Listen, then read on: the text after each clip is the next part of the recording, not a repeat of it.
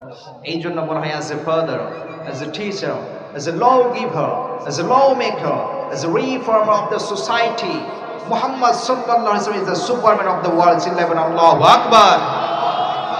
রাসূলুল্লাহ সাল্লাল্লাহু আলাইহি ওয়াসাল্লাম সম্পর্কে বলা হয়, পিতা হিসেবে, স্বামী হিসেবে, সমাজ সংস্কারক হিসেবে, আইন প্রণেতা হিসেবে, আইন মান্যকরণকারী হিসেবে তিনি কেবল আইন প্রণয়ন করতেন না, আইন মান্যকরণ করতেন।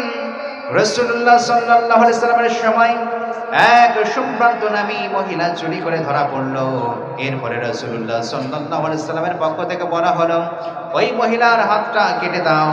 চুরি করলে হাত কেটে দিতে হবে, বিধানটা কার? বিধানটা কার? এই বিধান কি আমাদের সমাজের মধ্যে বাস্তবায়িত হয় নাকি? বাস্তবায়িত হয়? ইমাম সাহেব নামাজের মধ্যে চলে গিয়েছে, জুতাটা বাহিরে, ইমাম সাহেবের জুতাও চুরি করে। এরকম চোর মসজিদে আছে না নাই? এইরকম চোর মহল্লার মধ্যে অসংখ্য রয়েছে। সম্মানিত ভাইয়েরা আমার, চুরির বিধান যদি বাস্তবায়িত হয়ে যেত, এইরকম জুতা চোর মুসল্লি কখনো আমার বাংলার জমিনে থাকতো না। ঠিক কিনা বলেন? সম্মানিত ভাইয়েরা আমার, এই চুরির বিধান বাস্তবায়ন হবে কি দিয়ে? নিঃসন্দেহে আল্লাহ রাব্বুল আলামিন যেই কোরআনুল কারীম আপনার আমার উপর অবতীর্ণ করে দিলেন, বিশ্বনবী রাহমাতুল লিল আলামিন রাসূলুল্লাহ সাল্লাল্লাহু আলাইহি ওয়াসাল্লামের মাধ্যমে মান্যকরণ করার জন্য একটা ব্যবস্থা দান করে দিলেন।